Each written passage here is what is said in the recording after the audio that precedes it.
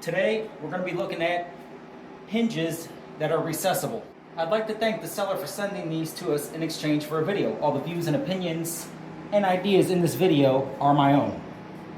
Alright, so say if you got a doorway that's under construction and you want a different look for your door, you can take these hinges that come with the bit. This bit is a drill, is compatible for a drill. It's a router bit. It can be done if you're patient.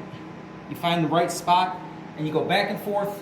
You can recess your hinges for a nice, clean, finished look.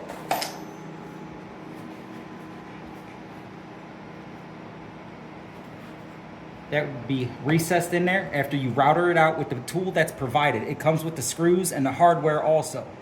So you router out the door and the door jamb, and it's a flat finish. There's two hinges that comes in this package, which I love the packaging. It does have the screws. It has some shims just in case. And okay, these are the decorative caps that hide the screws.